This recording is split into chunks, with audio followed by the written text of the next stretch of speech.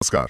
आज हम Larsen and Toubro मतलब एलएनटी के हालिया तिमाही नतीजों पर जरा गहराई से बात करेंगे। हाँ, हमारे पास है कंपनी की 29 जुलाई की रेगुलेटरी फाइलिंग और प्रेस रिलीज। बिल्कुल, तो देखते हैं कि 30 जून 2025 को जो तिमाही खत्म हुई वो एलएनटी के लिए कैसी रही। और शुरुआत काफी जबरदस्त लग रही है।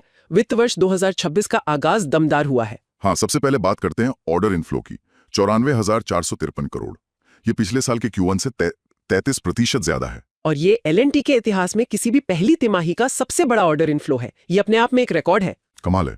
और इसमें भी आपने नोटिस किया 52% हिस्सा अंतर्राष्ट्रीय ऑर्डर्स का है। हाँ, ये बहुत महत्वपूर्ण है। मतलब आधे से ज्यादा ऑर्डर्स बाहर से आ रहे हैं। ये दिखाता है कि कंपनी की ग्लोबल पहुंच कितनी मजबूत है। सही कहा।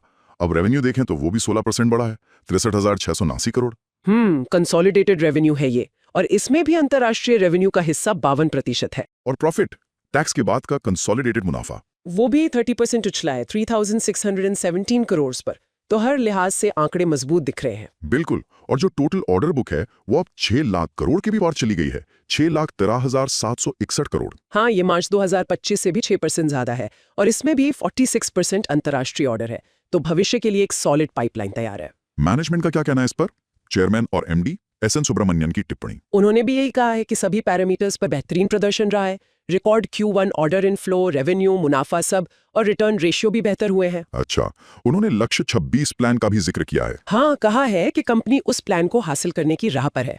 और एक और दिलचस्प बात उन्होंने कही। क्या? वो नए जमाने के बिजनेस के बारे में, जैसे semiconductor, data centre, green energy, digital platform. हाँ, ये आजकल काफी चर्चा में है। बिल्कुल। उनका कहना है कि ये सब सफलतापूर्वक शुरू कर दिए गए हैं, और अगले 5 सालों में इनका कंपनी के बिजनेस में महत्वपूर्ण योगदान होगा। ये तो भविष्य की बात हुई, लेकिन अगर हम अभी के सेगमेंट्स को देखें तो वहां क्या चल रहा है?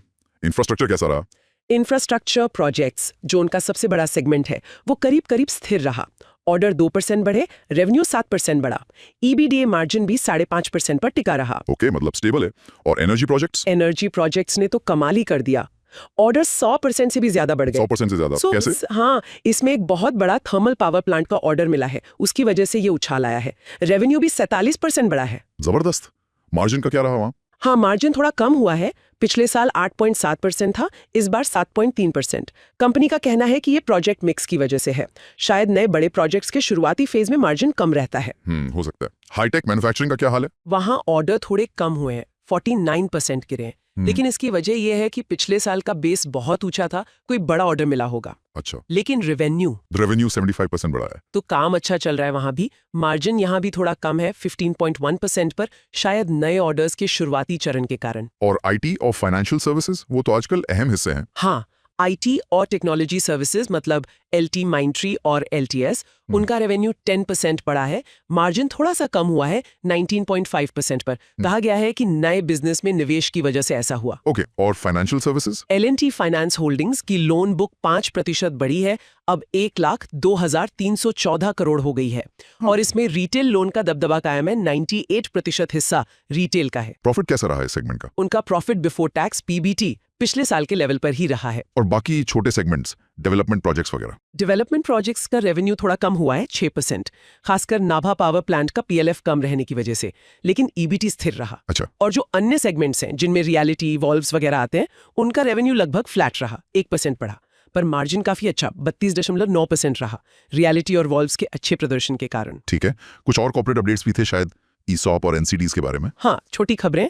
कंपनी की एनआरसी ने ईसॉप स्कीम के तहत कुछ 1,52,393 शेयर कर्मचारियों को दिए हैं। ओके। और जून में जो 500 करोड़ के एनसीडीज मतलब एक तरह के बॉन्ड्स जारी किए थे, उनका पैसा सामान्य बिजनेस कामों में ही इस्तेमाल हुआ है, कोई गड़बड़ नहीं पाई गई। ठीक है, ये तो ही पिछली तिमाही की बात। अब आगे का क्या नजरिया है, आउटलुक क्या है? देखिए, मैनेजमेंट भारतीय अर्थव्यवस्था को लेकर तो काफी पॉजिटिव है। उनका मानना है कि पॉलिसी स्थिरता और कंपनियों की मजबूत बैलेंस शीट के चलते यहाँ ग्रोथ बनी रहेगी। लेकिन ग्लोबल इकोनॉमी का क्या? वहां तो थोड़ी सुस्ती की बात हो रही है। हाँ, बिल्कुल। वैश्विक अर्थव्यवस्था में धीमी गति और अनिश्चितता बनी रह सकती है, ऐसा मैनेजमेंट का भी मानना है। तो क्या इसका असर एलएनटी के बड़े अंतर्राष्ट्रीय ऑर्डर बुक पर पड़ सकता है? देखिए, रिस्क तो रहता है, लेकिन कंपनी का कहना है कि जीसीसी देशों, खासकर सऊदी अरब में निवेश जारी रहने की उम्मीद है, और वहां एलएनटी की पकड़ अच्छी है। तो फोकस किस पर रहेगा अब? मुख्य फोकस रहेगा ये जो विशाल ऑर्डर बुक है उसे समय पर पूरा करना, साथ ही जो नए बिजनेस शुरू किए हैं उन्हें स्केल अप करना, और जो भी नए मौके आ रहे हैं उनका फायदा उठाना। तो कुल मिलाकर L&T ने वित्त वर्ष 26 की बहुत ही मजबूत शुरुआत की है। रिकॉर्ड ऑर्डर, बढ़ता रेवेन्यू, बढ़ता मुनाफा। हाँ, और मैनेजमेंट का आत्मविश्वास भी झलकता है। ये नतीजे कंपनी की मौजूदा ताकत और भविष्य की योजनाओं दोनों को दिखाते हैं। बिल्कुल। और अंत में एक सवाल सोचने के लिए छोड़ जाते हैं। L&T अब semiconductors, green energy, digital platform जैसे भविष्य के टेक्नोलॉजी क्षेत्रों में जा रही है।